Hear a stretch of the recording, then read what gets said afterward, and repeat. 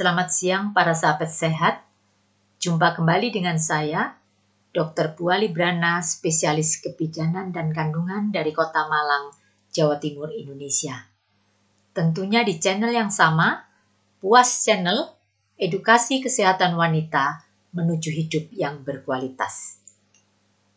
Para sahabat sehat, bincang-bincang kita pada siang hari ini masih merupakan kelanjutan daripada bincang-bincang beberapa waktu yang lalu, yaitu mengenai kegawat daruratan kebidanan. Kali ini kita akan membahas mengenai hipertensi dalam kehamilan. Sebagian dari kita pernah mengalami hal ini, atau mungkin punya famili atau anak, atau siapapun yang pernah mengalaminya. Sebagian bertanya kepada saya, "Dokter, saya ini tidak punya keturunan hipertensi. Orang tua saya juga tidak hipertensi. Mengapa saya pada saat hamil tiba-tiba tensi saya menjadi 200?" Nah, para sahabat sehat, pada kesempatan yang baik ini kita mencoba untuk menjelaskan secara sederhana dengan harapan setiap kita menjadi paham, menjadi waspada, menjadi peduli, menjadi care terhadap kesehatan tubuh kita ataupun sanak famili kita yang sedang hamil dengan tujuan tidak terjadi hipertensi dalam kehamilan. Para sahabat sehat, ada beberapa macam yang perlu diketahui di sini mengenai hipertensi dalam kehamilan ini. Yang pertama tentunya kalau seorang ibu menderita hipertensi hanya pada saat hamil, beda tentunya dengan memang dia sebelum hamil sudah menderita hipertensi. Para sahabat sehat, kondisi hipertensi dalam kehamilan memang masih merupakan salah satu penyebab utama morbiditas dan mortalitas pada ibu dan janin. Jadi bisa menyebabkan kecacatan bahkan sampai dengan meninggal, baik pada ibu maupun janinnya. Nah, biasanya memang baru munculnya gejala tekanan darah tinggi pada saat hamil yang disebut dengan preeklamsi adalah pada trimester ketiga atau dalam 3 bulan terakhir kehamilan. Tapi seperti tadi saya jelaskan, ada yang memang sejak awal sebelum hamil seorang ibu sudah mempunyai hipertensi. Nah, para sahabat sehat, kita sekarang melihat ada 5 macam. Yang pertama, hipertensi kronis tadi sudah saya jelaskan. Jadi sebelum dia hamil, sebelum umur kehamilannya 20 minggu, sudah menderita hipertensi. Sampai dengan melahirkan 12 minggu pasca persalinan, jadi kurang lebih 3 bulannya, itu masih menetap tekanan darah tingginya. Nah, pengertian yang kedua mengenai preeklamsi, yaitu hipertensi yang timbul setelah 20 minggu ke atas. Ini biasanya disertai dengan bengkak pada kaki, pada wajah, ya, dengan juga disertai protein uri. Tapi ini memang tidak selalu. Yang ketiga, kalau sudah disertai dengan kejang, pasien preeklamsi dengan kejang disebut istilahnya eklamsi dan biasanya pasien menjadi tidak sadar. Pernah ada seorang pasien datang kepada saya tanyakan, "Ibu, kenapa dulu anak pertamanya dioperasi?" Dia jawabnya, "Saya tidak ingat, dokter. Yang saya ingat hanya saya tiba-tiba pada saat sadar, saya berada di suatu ruangan yang dingin sekali, AC-nya dingin banget." Nah, itu kemungkinan dia dirawat di ICU karena memang dia menderita eklamsi seperti itu. Kemudian, hipertensi kronis superimpuls preeklamsi. Artinya, sebelum dia hamil sudah punya hipertensi, pada saat hamil, terutama trimester ketiga, menjadi preeklamsi. Nah, kalau hipertensinya hanya pada kehamilan, disebut hipertensi gestasional. Setelah 3 bulan pasca persalinan, maka tanda-tanda preeklamsinya itu bisa hilang. Nah, para sahabat sehat, itu tadi macam-macam daripada hipertensi dalam kehamilan.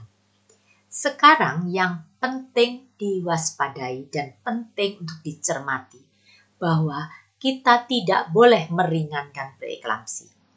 Misalnya, saya tidak ada keluhan apapun, tidak pusing, tidak nyeri ulu hati, tidak mata kabur.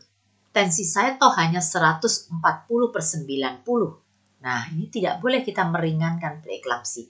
Harus tetap diwaspadai. Silakan segera konsultasi kepada dokter Anda. Karena bisa saja tiba-tiba dari preeklamsi yang ringan itu menjadi berat. Tiba-tiba saja bisa menjadi eklamsi atau kejang. Karena diagnosa preeklamsi sekarang ini jelas tidak hanya tergantung pada trias, maksudnya ada hipertensi, ada protein uri, ada bengkak. Ada hipertensi saja tanpanya protein uri dan bengkak, itu sudah tegak diagnosa preeklamsi. Jadi tidak harus bengkak semua seperti itu. Tapi tetap patokan utama adalah tensi yang tinggi tadi. Nah, para sahabat sehat, kalau kita sudah tahu mengenai macam-macam klasifikasinya, kita tentu bertanya mengapa kok bisa terjadi preeklamsi atau istilahnya keracunan kehamilan. Ada pasien mengatakan, dokter saya nggak habis makan ikan laut sehingga saya keracunan. Atau mungkin makan kerang lah, tongkol lah, bukan ya. Jadi istilah keracunan kehamilan di sini bukannya keracunan makanan, bukan. Jadi penyebab preeklamsi itu karena adanya penyempitan pembuluh darah.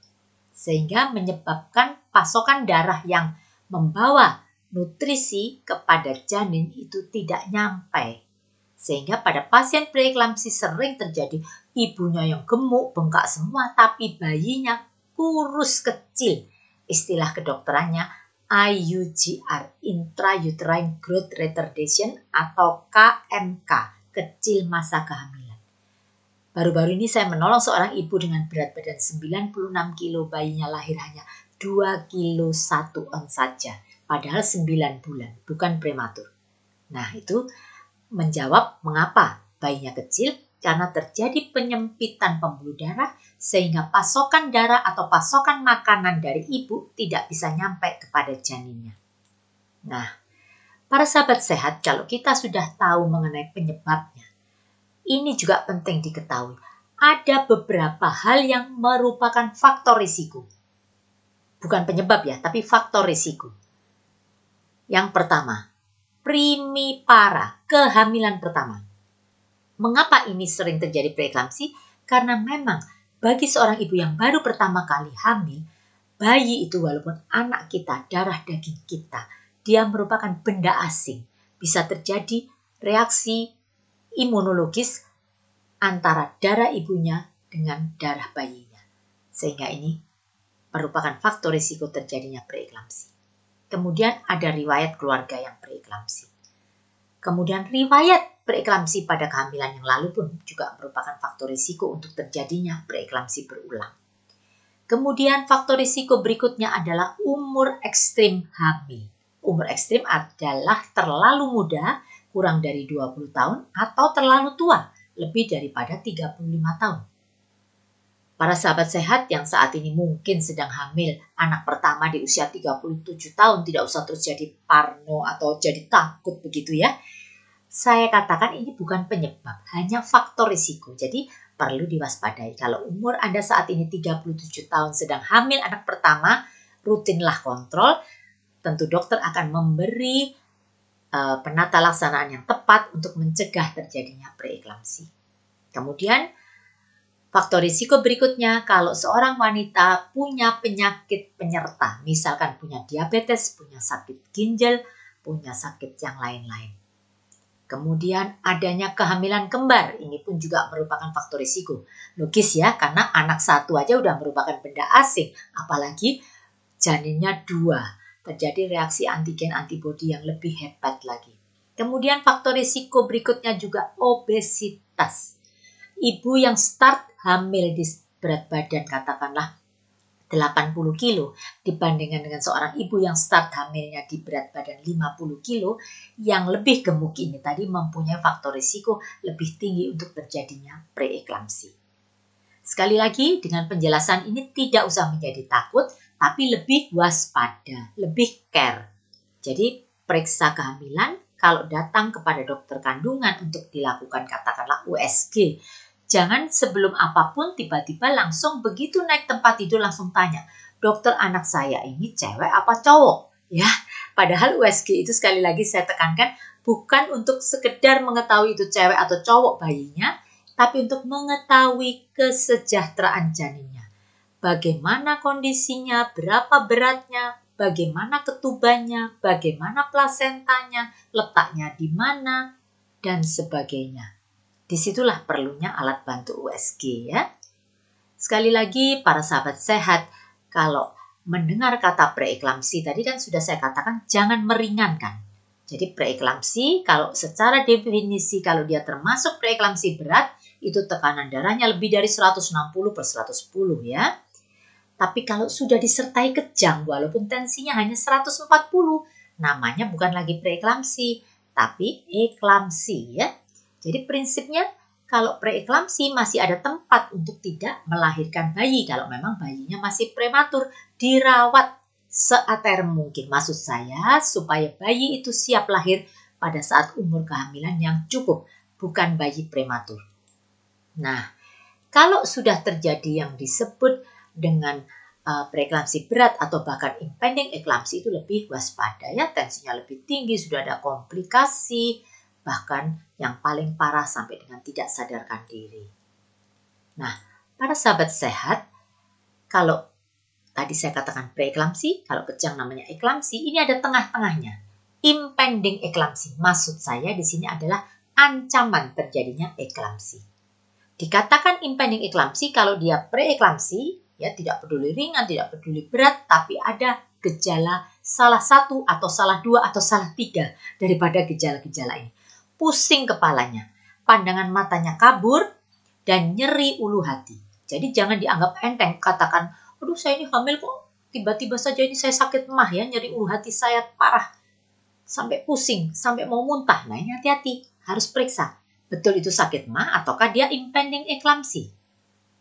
Nah, para sahabat sehat, penata laksanaannya dokter akan tahu kalau sudah namanya impending eklamsi atau bahkan sudah kejang, tentunya terminasi kehamilan. Artinya dilahirkan janinnya, berapapun umur kehamilannya.